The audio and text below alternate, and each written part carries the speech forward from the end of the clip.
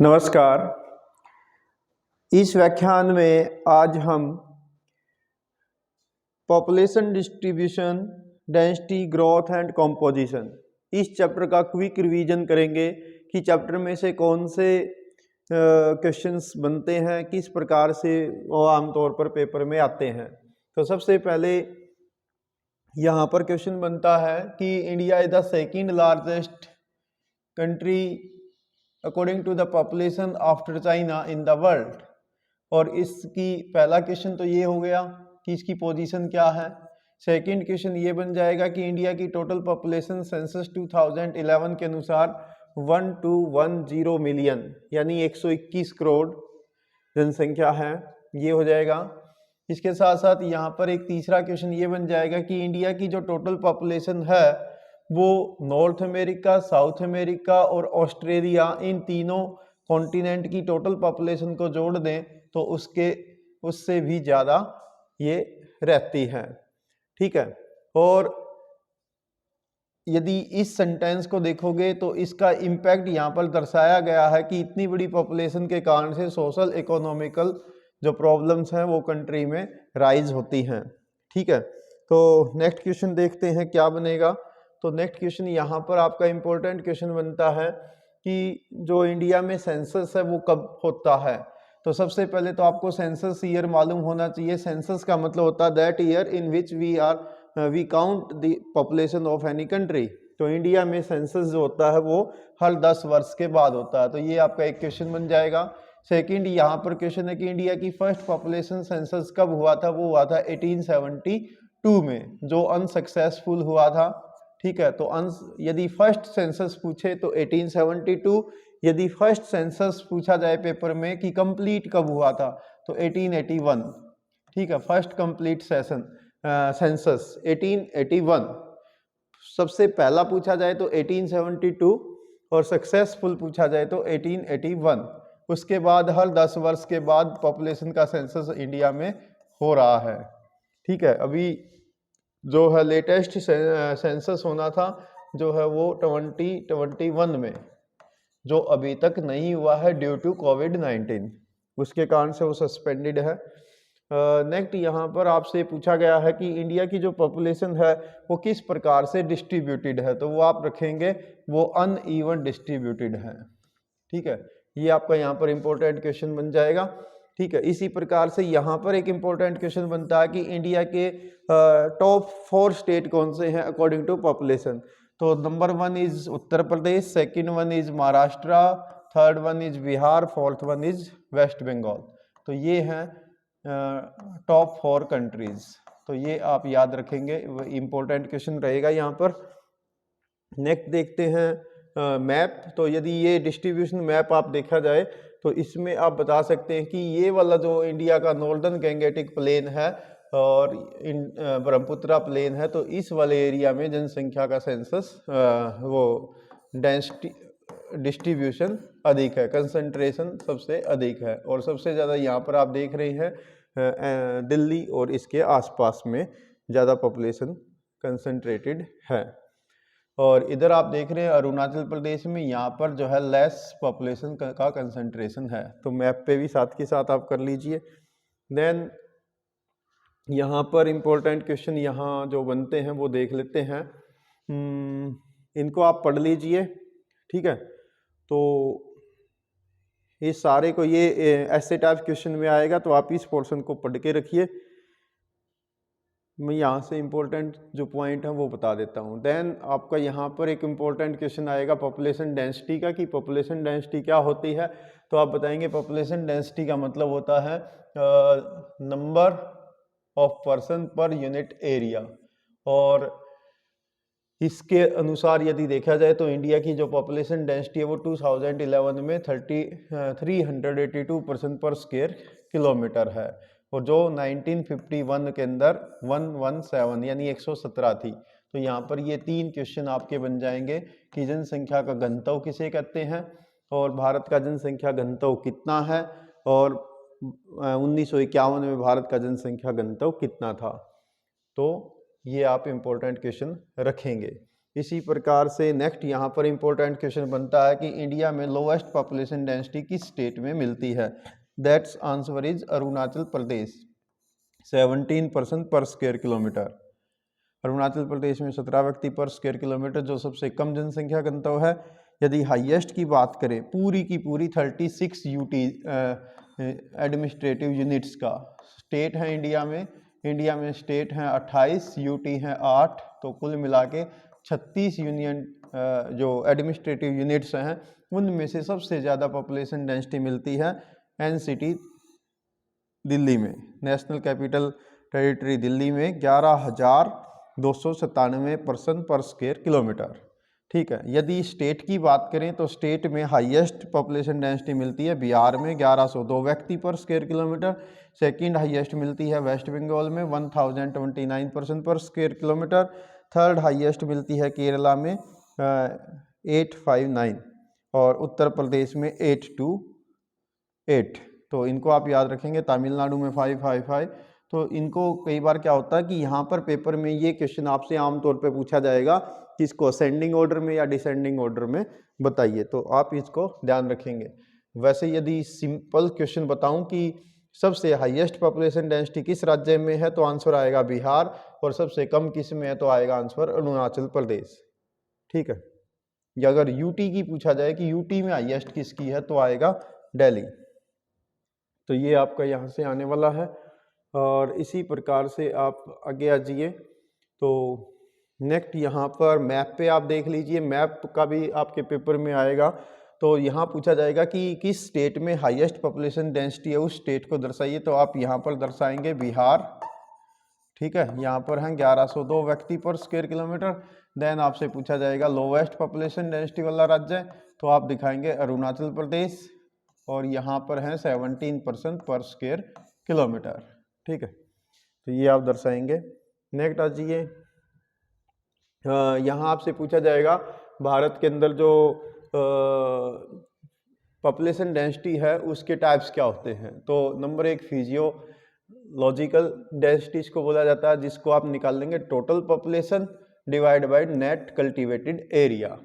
ठीक है, और दूसरा होता है एग्रीकल्चरल डेंसिटी यानी कृषि घनत्व, जिसमें टोटल एग्रीकल्चरल पॉपुलेशन को नेट कल्टीवेटेड एरिया से डिवाइड कर देते हैं। तो ये दोनों आप ध्यान रखेंगे। ठीक है, इसको बोलते हैं पोषक घनत्व। ठीक है, पोषक घनत्व, और ये होता है आपका कृषि घनत्व। तो दोनों को आप ध्यान रखेंगे। तो पोषक घनत्व में टोटल जनसंख्या को कुल बोए गए क्षेत्र से डिवाइड करोगे, और जो कृषि घनत्व है उसमें टोटल एग्रीकल्चरल पॉपुलेशन को नेट सोन एरिया से डिवाइड करोगे।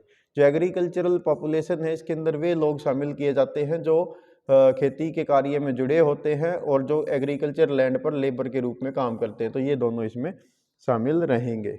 नेक्स्ट आपका क्वेश्चन यहाँ पर पूछा गया ग्रोथ ऑफ पॉपुलेशन। तो सबसे पहला क्वेश्चन तो यही आ जाएगा कि ग्रोथ ऑफ पॉपुलेशन किसे कहते हैं। तो इसका आंसर आप बताओगे, growth of population is the change in the number of people living in a particular area और बिटवीन 2 टाइम पॉइंट, 2 समय बिंदुओं के बीच में किसी स्थान पर रहने वाली जनसंख्या में होने वाले परिवर्तन को हम वहाँ का जनसंख्या की वृद्धि कहते हैं। ये नेगेटिव भी हो सकती है और पॉजिटिव भी हो सकती है, और जनसंख्या वृद्धि को हम हमेशा परसेंटेज में एक्सप्रेस्ड करेंगे, यानी उसको वर्णित करेंगे। और जनसंख्या वृद्धि नेचुरल कारण से हो सकती है और जो ह्यूमन फैक्टर है उनके कारण से भी होती है। ठीक है, इसी में आप आगे आप एक चीज़ देखेंगे कि जो किसी भी स्थान की पॉपुलेशन की जो ग्रोथ रेट होती है वो हम 2 तरीके से मापते हैं। एक होती है डिकेडल यानी दशकीय वृद्धि, और एक होती है एनुअल ग्रोथ रेट। ठीक है, इसके आधार पर हम देखते हैं तो इंडिया की जो ग्रोथ रेट है वो दोनों ही दशकीय भी और वार्षिक भी दोनों ही हाई है और स्टेडली इंक्रीज कर रही हैं अकॉर्डिंग टू टाइम। और यहाँ पर एक इम्पोर्टेंट क्वेश्चन आपका ये बन जाएगा कि भारत का जो एनुअल ग्रोथ रेट है वो कितना है, 1.6% अकॉर्डिंग टू सेंसस 2011। तो ये आप लगाएंगे। यहाँ पर एक आपसे क्वेश्चन पूछा गया कि भारत में इस समय पॉपुलेशन का डबलिंग टाइम क्या है। तो लगभग 12 ईयर में भारत की पॉपुलेशन पहले इसकी डबल हो रही हैं। तो ये आप बता देंगे, ठीक है। इसी प्रकार से यहाँ पर एक नेक्स्ट इम्पोर्टेंट क्वेश्चन बनता है इस पैराग्राफ में कि जनसंख्या वृद्धि के 3 प्रमुख फैक्टर कौन से होते हैं, या कारक कौन से होते हैं, या घटक कौन से होते हैं। तो उनमें आप बताओगे number 1 birth rate, number 2 death rate, number 3 migration. तो ये तीनों इम्पोर्टेंट रहेंगे। नेक्स्ट ये डायग्राम पैराग्राफ आप देखेंगे, डायग्राम दिया गया है, टेबल दी गई है। तो इसमें से आपसे पूछा जाता है कि जो भारत के जनसंख्या के जनगणना के वर्ष रहे हैं, ये आप देख रहे हैं 1901 से लेके 2011 तक के दिए गए हैं। तो इसमें से किस वर्ष को डिवाइडिंग ईयर माना जाता है, विभाजक वर्ष? तो वो रहता है 1921, क्योंकि इसमें पॉपुलेशन नेगेटिव हो गई थी, पहले की तुलना में पॉपुलेशन घट गई थी। तो ये आप ध्यान रखेंगे। और यहाँ पर जैसे आपसे एक ये भी दिया गया है कि दशकीय वृद्धि दर आप कैसे निकालोगे। तो इसमें आप निकालोगे population of the present year, पहले लिखेंगे population of the present year यानी ये P2, और फिर लिखेंगे population of the base year यानी पिछले सेंसस की जनसंख्या, और उसको डिवाइड कर देंगे population of the base year और मल्टीप्लाई बाई 100। तो इस प्रकार से आप दशकीय वृद्धि निकाल सकते हैं, उसका वृद्धि का रेट निकाल सकते हैं, जनसंख्या वृद्धि का रेट। तो इसी प्रकार से आप इस वाले मैप को भी एक बार पढ़ लेंगे कि किस में सबसे ज़्यादा वृद्धि दर रही है और किस में सबसे कम रही है। तो सबसे कम वृद्धि दर आप देख रहे हैं इधर नागालैंड में सबसे कम वृद्धि दर रही है, केरला में, गोवा में, इन सब में कम जनसंख्या वृद्धि दर रही है। नेक्स्ट इसी प्रकार से वेरी इंपॉर्टेंट क्वेश्चन है 5 नंबर के लिए। तो वो है भारत में डेमोग्राफिक चेंज के जो दौर रहे हैं, पीरियड्स रहे हैं, फेसेज है, वो कौन से हैं। तो भारत में 4 फेसेज हैं।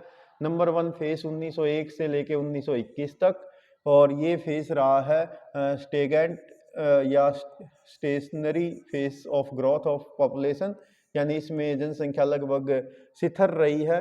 इसमें जो ग्रोथ रेट था वो काफ़ी लो था।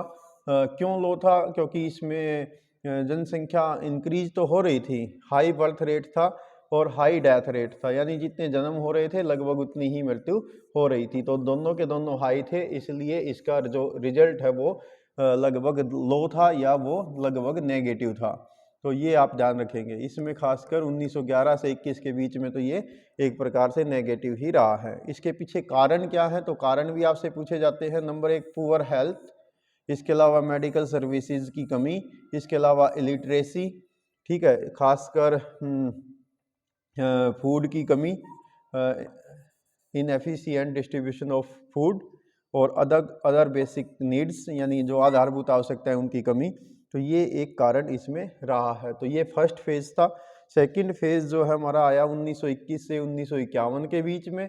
तो उसमें क्या था कि इसमें जो पीरियड है ये स्टेडी पॉपुलेशन ग्रोथ यानी लगभग स्थिर जनसंख्या वृद्धि का ये ग्रोथ का दौर कहिए, या थोड़ी सी हल्की सी तीव्र इसमें हुई थी पहले फेज की तुलना में। उसके पीछे कारण क्या था कि हेल्थ और सैनिटेशन की जो सुविधाएं हैं वो इसमें इंक्रीज हो गई थी, जिसके कारण से मोर्टेलिटी रेट यानी मृत्यु दर कम हो गई थी। और साथ ही साथ इसी दौर में जो ट्रांसपोर्टेशन की फैसिलिटीज़ हैं और कम्युनिकेशन सिस्टम है वो इम्प्रूव हुआ था, जिसके कारण से जो बर्थ रेट है वो हाई बनी रही, बर्थ रेट हाई बनी रही, और जबकि जो डेथ रेट है वो पिछले फेज की तुलना में थोड़ी सी डिक्रीज हुई थी, जिसके कारण से ये जनसंख्या काफ़ी तेज़ी से बढ़ी है। थर्ड फेज आता है 1951 से लेके 1981 तक, 1951 टू 1981, ठीक है, ये थर्ड फेज था। तो ये पीरियड था भारत में the period of the population explosion, जनसंख्या विस्फोट का जो दौर है ये माना जाता है। इसके अंदर क्या हुआ था, रैपिड फॉल हुई थी मोर्टेलिटी रेट में, मृत्यु दर काफ़ी कम हो गई थी, फर्टिलिटी रेट जो है वो हाई रहा था, यानी प्रजनन दर उच्च रही, जिसके कारण से जनसंख्या बहुत तेज़ी से बढ़ी। और इसमें जो एवरेज परसेंटेज थी ग्रोथ की वो 2.2% रही है। इसके पीछे कारण क्या था कि एक तो इंडिपेंडेंट होने के बाद इंडिया में डेवलपमेंट काफ़ी एक्टिविटी इसके अंदर हुई, इसके अलावा जो है बाकी की इम्प्रूवमेंट हुई थी लिविंग स्टैंडर्ड में, ठीक है। तो ये कुछ एक कारण रहे हैं जिसके कारण से जो नेचुरल ग्रोथ रेट है इंडिया का वो काफ़ी इंक्रीज इस दौरान हुआ था। ठीक है, साथ ही साथ इसमें इंटरनेशनल माइग्रेशन भी इस दौरान में काफ़ी हुआ, जिसके कारण से पॉपुलेशन काफ़ी ग्रोथ की। ठीक है, जैसे खासकर इसमें तिब्बत के शरणार्थी भारत में आए, बांग्लादेश के शरणार्थी या नेपालीज या पाकिस्तान से भी बहुत सारे लोग इंडिया में आए, तो जिसके कारण से पॉजिटिव ग्रोथ रही इंडिया में। फोर्थ फेज है आफ्टर या ऑनवर्ड 1981, पोस्ट 1981 से लेके टिल प्रेजेंट, वर्तमान तक। तो ये जो ग्रोथ रेट का जो दौर रहा है, इसमें ग्रोथ तो हो रही है लेकिन वो ग्रेजुअली हो रही है, यानी धीरे धीरे पॉपुलेशन हमारी इंक्रीज हो रही है। हालांकि इसमें डाउनवर्ड के ट्रेंड हैं, पहले की तुलना में जो बर्थ रेट है वो धीरे धीरे थोड़ा सा कम हुआ है। उसके पीछे कारण है कि जो हमारी एज ऑफ मैरिज है वो इंक्रीज हुई है, क्वालिटी ऑफ लाइफ वो इम्प्रूव हुई है, एजुकेशन फैसिलिटीज देश के अंदर इंक्रीज हुई हैं, खासकर फीमेल के अंदर। तो जिसके कारण से पॉपुलेशन की जो ग्रोथ रेट है वो पहले की तुलना में काफ़ी अब कम हुई है तुलनात्मक रूप से। तो ये आपका इम्पोर्टेंट क्वेश्चन रहेगा 5 नंबर का। चारों फेस आपने लिखने हैं, अच्छे तरीके से आप इसको एक्सप्लेन करिए। इसी प्रकार से नेक्स्ट आता है क्वेश्चन की रीजनल जो पॉपुलेशन का ग्रोथ है उसमें क्या वेरिएशन है। तो ये पैराग्राफ आप पढ़ेंगे, इसमें थोड़ा सा आपने ये पैराग्राफ पढ़ के और इस ढंग से ही लिखना पड़ेगा कि किस एरिया में पॉपुलेशन ग्रोथ ज़्यादा है, किस में कम है, तो वो आप वेरिएशन बताएंगे। इसमें आप देखेंगे कि केरल में सबसे कम ग्रोथ रेट यहाँ पर रहा है। तो ये पैराग्राफ है, इसमें से छोटा क्वेश्चन तो नहीं बनता, बट आपने इसको डिटेलली पढ़ लेना है। देन आपका आता है पॉपुलेशन का जो एडोलिसेंट एज है, इससे रिलेटेड बहुत क्वेश्चन पेपर में आते हैं। 5 नंबर का क्वेश्चन भी यहाँ से आता है। सबसे पहले तो आपने ध्यान रखना है कि एडोलिसेंट एज क्या होती है।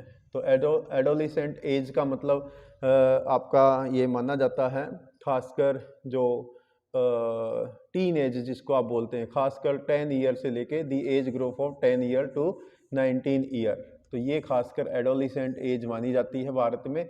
और इसमें भारत की जो पॉपुलेशन है वो लगभग 20.9 यानी लगभग 21% के आसपास है, जिसमें से जो मेल एडोलिसेंट्स हैं वो 52% या 53% हैं, और फीमेल एडोलिसेंट हैं वो लगभग 48% है। यानी टोटल देश की पॉपुलेशन का लगभग 21% एडोलिसेंट हैं। और यदि एडोलिसेंट की बात करें तो एडोलिसेंट में से इनमें से 53% मेल हैं और लगभग 48% के आसपास जो है ये आपकी फीमेल हैं, यानी लड़कियां हैं, लड़के और लड़कियों का यदि डिस्ट्रीब्यूशन ये देखा जाए तो। ठीक है, तो मोटे तौर पर आप ये डिफरेंस देख सकते हैं। तो इसको आप 47% कहिए, तो ये आपका ये फिगर एग्जैक्ट फिगर आपके दिए गए हैं, तो ये आप ध्यान रखेंगे। फिर यहाँ पर आपसे एक चीज़ इसमें पूछी जाती है कि ये जो हमारा एडोलिसेंट एज होती है इसके अंदर क्या क्या चैलेंजेस बच्चों के सामने आते हैं। तो इसमें खासकर यूथ जो पॉपुलेशन है, यूथ पॉपुलेशन के सामने जो है वो चैलेंजेस आपसे पूछे जाते हैं। ये दिया गया ना चैलेंजेस, तो आप इन चुनौतियों का आपसे पेपर में पूछा जाता है। नंबर 1 चैलेंजेस क्या है, तो लो एज ऑफ मैरिज, छोटी आयु में शादी कर देना। भारत की सोसाइटी में काफ़ी लंबे समय तक ऐसा रहा है कि लड़के और लड़कियों की दोनों की ही छोटी उम्र में शादी कर दी जाती है। तो दूसरा कारण है इलिटरेसी, खासकर फीमेल इलिटरेसी, अनपढ़ता। ठीक है, स्कूल ड्रॉप आउट यानी स्कूल छूट जाना। इसके अलावा लो इनटेक ऑफ न्यूट्रिएंट्स, तो भोजन पोषक तत्वों की कमी। High rate of maternal mortality of adolescent mothers, तो जो छोटी आयु में जब शादी हो जाती है तो जब शिशु का जन्म होता है तो मृत्यु दर बढ़ जाती है माताओं की, तो वो एक प्रॉब्लम है। High rate of HIV AIDS, human जो डेफिशिएंसी होती है, एक्वायर्ड इम्यूनो डेफिशिएंसी सिंड्रोम, इसको माना जाता है, जिसका इन्फेक्शन रेट इसमें इस एज ग्रुप में ज़्यादा होने के चांसेस रहते हैं। इसके अलावा फिजिकल और मेंटल डिसेबिलिटी, ठीक है, ये सारी प्रॉब्लम्स रहती हैं। ड्रग एब्यूज़, अल्कोहलिज्म, इसके अलावा जेनवलिम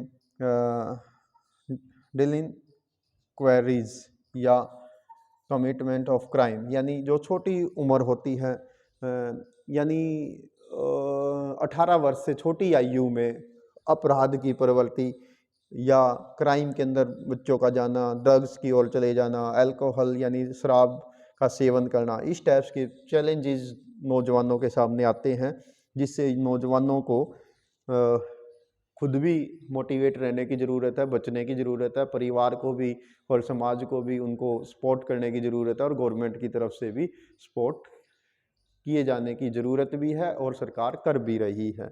और खुद नौजवान, सबसे ज़्यादा जिम्मेवारी खुद नौजवानों की है कि आप अपने आप को बचा कर रखिए और अपनी लाइफ को इस ढंग से डेवलप करिए कि आप खुद के लिए भी एक रिसोर्स बने और देश और परिवार के लिए भी एक रिसोर्स के रूप में अच्छे ढंग से आप ज़िंदगी, खुशहाल ज़िंदगी व्यतीत करें। स्वस्थ शरीर पहला सुख निरोगी काया, यानी आपका स्वस्थ शरीर हो। ठीक है, देन यहाँ पर आप देखेंगे एक पॉलिसी अपनाई गई भारत में जिसको बोला जाता है नेशनल यूथ पॉलिसी। ये एक तो आपसे ये पूछी जाएगी कि नेशनल यूथ पॉलिसी भारत में कब अडॉप्ट की गई, तो उसको आप बताएंगे कि नेशनल यूथ पॉलिसी, जिसको हम NYP बोलते हैं, न्यू यूथ पॉलिसी, तो ये अडॉप्ट की न्यू नहीं, नेशनल यूथ पॉलिसी ये अडॉप्ट की गई थी 2014 में, फरवरी 2014 में। और इसका मतलब था होलिस्टिक विजन, यानी सर्वांगीण विकास ऑफ द यूथ। ठीक है, और इसके अंदर ये आप जो इन्वर्टेड कोमाज में सेंटेंस दिया गया है, इसको ध्यान रखेंगे कि यूथ को एम्पावर करना है ताकि वो कंट्रीज़ के लिए पोटेंशियल यानी उनकी जो संभावित संसाधन उसका यूज हो सके। ठीक है, तो इस बात को ध्यान रखा गया। और इसके अनुसार एक क्वेश्चन यहाँ पर आपसे पूछा जाता है कि NYP नेशनल यूथ पॉलिसी 2014 के अनुसार यूथ को किसे कहा जाता है, युवा किसे कहेंगे, युवा। तो युवा वह व्यक्ति है जिसकी आयु 15 to 29 ईयर है। देखो एडोलिसेंट में था कि 10 से 19 वर्ष, ठीक है, 10 से 19 वर्ष, और यूथ के अनुसार है 15 ईयर टू 29 ईयर। तो ये आप ध्यान रखेंगे। इसी प्रकार से सरकार ने 2015 में एक पॉलिसी और अडॉप्ट की जिसका नाम है the national policy for skill development and entrepreneurship. तो ये भी आपसे कभी कभी पेपर में पूछ ली जाएगी, तो इसको भी आप ध्यान रखिए। ठीक है, देन आता है आपका पॉपुलेशन का कॉम्पोजिशन। तो पॉपुलेशन कॉम्पोजिशन ये 3 नंबर का क्वेश्चन आएगा। यदि पॉपुलेशन कॉम्पोजिशन का क्वेश्चन आए तो ये कंप्लीट पैराग्राफ आप लिखिए। इसके अंतर्गत क्या होता है कि पॉपुलेशन को इस ढंग से विभिन्न वेरिएबल्स के आधार पर हम अध्ययन करते हैं, जैसे उसकी एज और सेक्स क्या है, उसका रेजिडेंस एरिया क्या है, उसके एथनिक करेक्टरिस्टिक्स क्या है, वे ट्राइब्स हैं या नॉन ट्राइब्स जनसंख्या है, लैंग्वेजेज कौन सी बोलते हैं, किस रीजन में किस रिलीजन यानी किस धर्म को वो अडॉप्ट किए हुए हैं, उनका मैरिटल स्टेटस यानी वैवाहिक सतर्क क्या है, शादीशुदा हैं या अनमैरिड हैं, लिटरेसी रेट कैसा है, एजुकेटेड हैं या अनएजुकेटेड हैं, ऑक्यूपेशनल कैरेक्टरिस्टिक्स क्या हैं। तो ये सारे के सारे पॉपुलेशन कॉम्पोजिशन कहलाती हैं। ठीक है, तो ये पूरा पैराग्राफ लिखिए। यहाँ पर सबसे पहला आता है इसमें रूरल अर्बन कॉम्पोजिशन। ठीक है, तो इसके अंतर्गत भारत की जो 68.8% पॉपुलेशन जो है वो रूरल पॉपुलेशन है, ग्रामीण जनसंख्या है जो गांव के अंदर रहती है। तो ये आपका इंपॉर्टेंट क्वेश्चन यहाँ पर रहेगा कि भारत की टोटल जनसंख्या का कितना प्रतिशत हिस्सा ग्रामीण है। देन यहाँ पर आपसे एक नेक्स्ट क्वेश्चन ये पूछा जाता है कि भारत में टोटल नंबर ऑफ विलेजेस कितने हैं। तो सेंसस 2011 के अनुसार 6,40,867 गाँव हैं भारत में, जिसमें से 5,97,609 यानी लगभग 93% इनहेबिटेंट हैं, ये बसे हुए हैं। ठीक है, और आपसे ये भी पूछा जाता है कि भारत में सबसे ज़्यादा पॉपुलेशन जो ग्रामीण जनसंख्या वो किस एरिया में मिलती है। तो बिहार और सिक्किम, इनमें अर्बन पॉपुलेशन जो है वो उनका परसेंटेज हाई मिलता है। इसके विपरीत महाराष्ट्र में और गोवा में इनमें जनसंख्या केवल आधी या आधे से कम ही जो है गाँव में रहती है, ज़्यादातर जनसंख्या इनकी अर्बन एरिया में रहती है। टोटल पॉपुलेशन के आधार पर महाराष्ट्र टॉप पे है, यदि परसेंटेज के आधार पर देखेंगे तो गोवा टॉप पे आता है अर्बन पॉपुलेशन में। फिर इसी प्रकार से यूटीज़ की बात आपसे पूछी जाती है, तो यूटीज़ में, यूनियन टेरिटरीज़ में अधिकांश जनसंख्या जो है शहरों में रहती है। यहाँ सेंटेंस दिया गया, on the other hand smaller proportion of rural population, यानी इनका छोटा सा हिस्सा ही गांव में रहता है, ज़्यादातर जनसंख्या शहरों में रहती है। यूनियन टेरिटरीज में दादरा नगर हवेली की 53.38% पॉपुलेशन रूरल पॉपुलेशन है, गांव में रहती है। ठीक है, ये सबसे बड़ा यहाँ पर आपसे क्वेश्चन कई बार पूछा जाता है। इसी प्रकार से यदि हम और आगे अध्ययन करें तो आप देखेंगे कि भारत में कुछ गांव ऐसे हैं जिसमें केवल 200 व्यक्ति ही हैं। साइज़ के अनुसार देखें तो 200 व्यक्तियों वाले गांव भी हैं, जो खासकर हिली एरिया में, नॉर्थ ईस्ट के राज्यों में, वेस्टर्न राजस्थान में, रण ऑफ कच्छ में मिलते हैं। इसके विपरीत कुछ गांव ऐसे भी हैं जिनमें पॉपुलेशन 17,000 से भी ज़्यादा है, जैसे इसमें केरला है, महाराष्ट्र है, तो ऐसे राज्य हैं। ठीक है, तो ये आप इसमें ध्यान रखेंगे यहाँ से। इसी प्रकार से और आप इस पैराग्राफ को पढ़ सकते हैं। नेक्स्ट इम्पोर्टेंट क्वेश्चन हम देख लेते हैं यहाँ पर, तो वो है यहाँ पर लिंग्विस्टिक कंपोजिशन कि भारत का भाषाई संगठन क्या है। नंबर 1 क्वेश्चन यहाँ पर जो बनता है वो बनता है कि भारत में जो लैंग्वेज सर्वे है, लिंग्विस्टिक सर्वे हुआ था 1903 से 1928 के बीच में, इसको बोलते हैं गैरिसन लैंग्वेज सर्वे। इसके अनुसार भारत में कितनी भाषाएं हैं, तो 179 भाषाएं हैं, और डायलेक्ट कितनी है, तो वो है 544, और इनमें से कितनी भाषाएं शेड्यूल्ड लैंग्वेज हैं। 8th कॉन्स्टिट्यूशन की 8th शेड्यूल है, भारत की संविधान की 8वीं अनुसूची में कितनी भाषाओं को मान्यता है, तो वो है 22 भाषाएं। तो ये इंपॉर्टेंट क्वेश्चन आपका रहेगा, यानी इस पैराग्राफ में आपके 2 इंपॉर्टेंट क्वेश्चन हैं। ठीक है, इसी प्रकार से नेक्स्ट यहाँ पर क्वेश्चन बनता है कि भारत की जो शेड्यूल्ड लैंग्वेज हैं इनमें से सबसे ज़्यादा बोली जाने वाली भाषा कौन सी है, तो नेक्स्ट इंपॉर्टेंट क्वेश्चन है हिंदी, ये आंसर आ जाएगा। इसके विपरीत आपसे एक क्वेश्चन पूछा जाएगा कि स्मॉलेस्ट लैंग्वेजेस कौन सी हैं जो शेड्यूल्ड लैंग्वेज हैं, तो इनमें से संस्कृत, बोडो और मणिपुरी 2011 के सेंसस के अनुसार, तो ये आप बताएंगे। इसी प्रकार से नेक्स्ट आपसे क्वेश्चन पूछा जाता है रिलीजियस कॉम्पोजिशन का, धार्मिक संगठन। तो धार्मिक संगठन, अच्छा जो लैंग्वेज वाला था ना, उसमें एक क्वेश्चन यहाँ पर भी आता है। तो भारत की जो लैंग्वेजेज हैं उनको हम 4 फैमिली में बांट लेते हैं। तो 4 फैमिली, ये ध्यान रखेंगे, 4 फैमिलीज, जिसमें से सबसे बढ़िया फैमिली ये है। नंबर 1 इंडो यूरोपियन फैमिली, जिसको हम आर्यन भाषा परिवार बोलते हैं, 73% हिस्सा इसमें आता है। नंबर 2 पे ये आती है द्रविड़न भाषा परिवार। नंबर 3 पे आती है ऑस्ट्रिक, जिसको हम निषाद भाषा परिवार बोलते हैं, 1.38। और सबसे स्मॉलेस्ट है ये वाली, ये स्मॉलेस्ट है किरात भाषा परिवार बोलते हैं, साइनो तिब्बत, चीनी तिब्बती भाषा परिवार बोलते हैं, 0.8%, 85% लोग ही ये भाषा बोलते हैं। तो ये स्मॉलेस्ट है, ठीक है, और ये लार्जेस्ट है। ये क्वेश्चन आपसे पूछे जाएंगे, ठीक है, तो ये दोनों रखेंगे। इसके अलावा ये वाले हिस्से को भी आप पढ़ के रखिए, कोई ना कोई क्वेश्चन यहाँ से भी आपसे पूछ लिया जाता है। अब बात करते हैं रिलीजियस कॉम्पोजिशन की, यानी धार्मिक संगठन की। तो धार्मिक संगठन के लिए हम सबसे पहले इस पैराग्राफ को पढ़ लेते हैं। तो इसके आधार पर यदि हम देखें, भारत में जो रिलीजियस कम्युनिटीज़ हैं 2011 के अनुसार सबसे बड़ी है हिंदू, जो लगभग 80% है, ठीक है। नंबर 2 पे है मुस्लिम, जो 14% है। नंबर 3 पे क्रिश्चियन यानी ईसाई 2% या 2.5% के आसपास के ये। तीसरे नंबर पे सिख हैं 1.7 यानी 0.25%।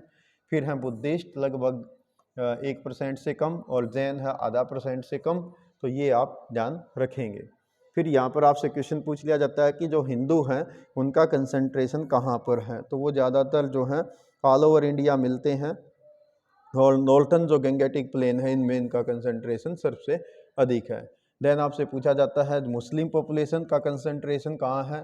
तो ये लार्जेस्ट रिलीजियस मिनॉरिटी इसको माना जाता है, जिनका concentration Jammu Kashmir, West Bengal, Kerala, UP के बहुत सारे एरिया, लक्षद्वीप, कश्मीर वैली, लक्षद्वीप में ये खासकर, और इसके अलावा दिल्ली, इन सब के अंदर इनका कंसंट्रेशन मिलता है। इसी प्रकार से यहाँ पर आपसे एक क्वेश्चन और पूछा जाएगा कि ईसाई जनसंख्या का कंसंट्रेशन कहाँ है। तो ईसाई का, क्रिश्चियन का कंसंट्रेशन है, खासकर ये कहते हैं कि ये रूरल एरिया में ही मिलते हैं, रूरल एरिया में, और ये खासकर इनका कंसंट्रेशन मिलता है वेस्टर्न कोस्टल, गोवा में, केरला में, इसके अलावा hilly state of Meghalaya, Mizoram, Nagaland, Chota Nagpur plateau area and Manipur. तो ये पैराग्राफ ईसाइयों के लिए डेडिकेटेड है। देन आप पढ़िए सिखिज्म का। तो सिख जो हैं सबसे ज़्यादा मिलते हैं पंजाब में, हरियाणा और दिल्ली। ठीक है। देन आता है जैन और बुद्धिस्ट। तो इनका ये स्मॉलेस्ट रिलीजियस ग्रुप है इंडिया का, जिनका कंसंट्रेशन जो है अलग अलग एरिया में मिलता है। जैन का कंसंट्रेशन है खासकर urban area of Rajasthan, Gujarat and Maharashtra. तो ये ध्यान रखेंगे, आपसे ये 1 नंबर का क्वेश्चन पूछा जा सकता है। तो जैन का कंसंट्रेशन है राजस्थान, गुजरात, महाराष्ट्र और खासकर अर्बन एरिया में।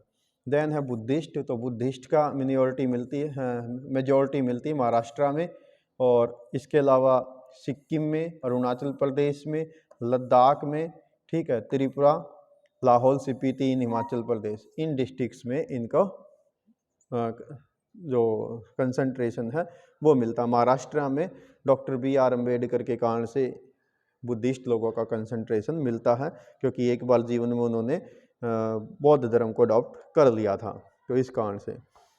बाकी के छोटे मोटे ये आप पढ़ लीजिए। तो ये अलग अलग पॉकेट्स के अंदर भारत में मिलते हैं। देन इम्पोर्टेंट क्वेश्चन आता है वर्किंग पॉपुलेशन का।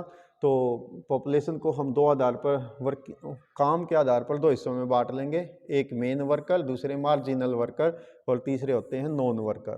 ठीक है। तो जो भारत की जो टोटल पॉपुलेशन है, यदि उसके प्रोपोर्शन को देखें तो उसमें से वर्किंग यानी मेन वर्कर और मार्जिनल वर्कर वो मिला के लगभग 40% के आसपास है, लगभग 39.8%। बाकी की लगभग 60% हमारी जनसंख्या ऐसी है जो नॉन वर्कर में आती है।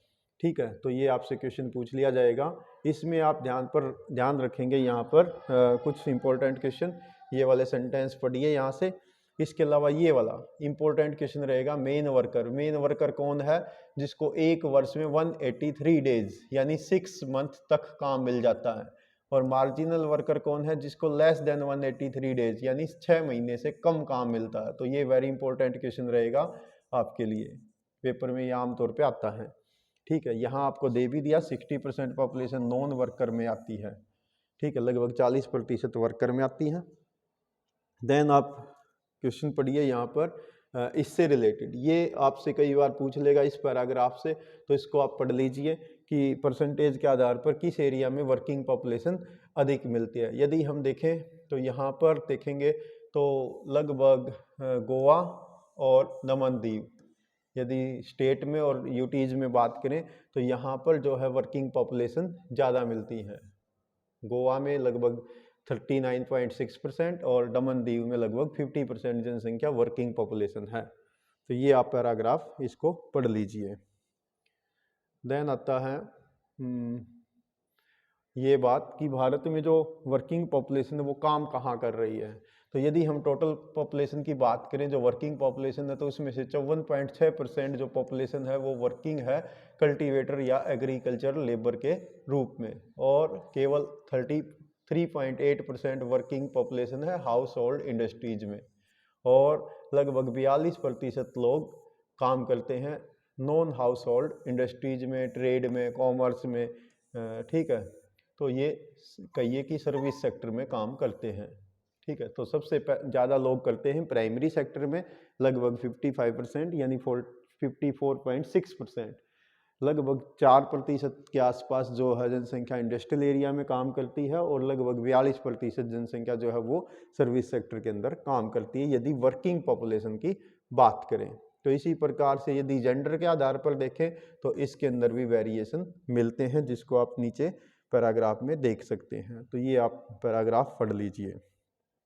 देन आता है एक कैंपेन, भारत के अंदर जो है एक कैंपेन चलाया गया, जेंडर्स जो सेंसिटिविटी है यानी लिंग असमानता है उसको दूर करने के लिए, वो है बेटी बचाओ बेटी पढ़ाओ। पानीपत से ही इसकी शुरुआत की थी नरेंद्र मोदी प्राइम मिनिस्टर के माध्यम से। ठीक है। तो बेटी बचाओ बेटी पढ़ाओ नेशनल वाइड ये लॉन्च किया गया, जिसके प्रभाव ये हुए हैं कि धीरे धीरे अब हमारे समाज के अंदर जो खासकर लड़कियां हैं उनका जन्म अधिक अब बढ़ रहा है। जो शिशु मृत्यु दर उनकी हो जाया करती थी किसी न किसी कारणों से, तो लोगों को भी मोटिवेट किया है कि बेटा बेटी दोनों एक समान हैं। तो बेटी बचाओ बेटी पढ़ाओ ये अभियान अभी वर्किंग में है। देन क्वेश्चन आपसे पूछा जाता है कि ऑक्यूपेशनल कैटेगरीज भारत में कितनी हैं, जो मेन ऑक्यूपेशनल कैटेगरीज है। खासकर सेंसस 2011 के अनुसार वर्किंग पॉपुलेशन जहाँ 4 एरिया में काम करती है, तो कल्टीवेटर्स हैं, एग्रीकल्चर लेबरर हैं, हाउस और इंडस्ट्रीज हैं और वर्कर्स हैं। तो ये लगभग आपका 54.6 कुछ परसेंट था और ये 3.8% और ये 41.2% के आसपास ये लगभग हैं। तो ये आप ऊपर पैराग्राफ में पढ़ चुके हैं, इसको ध्यान रखेंगे। देन आपसे एक इम्पोर्टेंट क्वेश्चन ये पूछा जाता है कि भारत की जो कुल जनसंख्या है इसका कॉम्पोजिशन किन किन एरिया में, तो प्राइमरी सेक्टर, सेकेंडरी और टर्शियरी। तो इन 3 सेक्टर में है प्राथमिक क्रियाकलाप, द्वितीयक और तृतीयक क्रियाकलाप। तो इस पैराग्राफ को भी आप एक बार पढ़ लेंगे, ठीक है, कि कहाँ कहाँ पर जनसंख्या हमारी कार्यरत है। तो प्यारे विद्यार्थियों, ये था आपका चैप्टर का क्विक रिव्यू। ये आपके एमसीक्यू आ गए हैं, तो एक्सरसाइज के जिनको आप करके रखिए, ठीक है। तो यदि इनको देखें तो इसमें से जैसे आपसे पूछा गया है कि दिए गए क्वेश्चन में से इंडिया की पॉपुलेशन कितनी है, तो ये आ जाएगा। देन पूछा which following highest density of population, तो इनमें से हाईएस्ट किसकी है, तो यहाँ पर बिहार हटा रखा है, वेस्ट बंगाल आ जाएगा, ठीक है। देन आपसे इसमें से पूछेगा highest proportion of urban population in the India, urban population का प्रोपोर्शन परसेंटेज के आधार पर, highest proportion of urban population in India according to census. यदि परसेंटेज की देखा जाए तो गोवा आएगा, अगर नंबर की देखा जाए कि टोटल नंबर ऑफ पॉपुलेशन, तो वो महाराष्ट्र आ जाएगा। तो ठीक है, अब आपने देखना पड़ेगा, मेरे हिसाब से इसका आंसर गोवा आएगा। Then which one of the following is the largest linguistic group, तो वो आ जाएगा आपका इंडो आर्यन, 73% के आसपास ये आपका आता है। तो ये था आपका इस चैप्टर का क्विक रिव्यू। अच्छे ढंग से प्रिपेयर करिए, बार बार अभ्यास करिए, खूब लिख के अपने आंसरों को चेक करिए और आप अच्छा स्कोर अपने एग्जाम में कर पाएंगे। Thanks, have a nice day.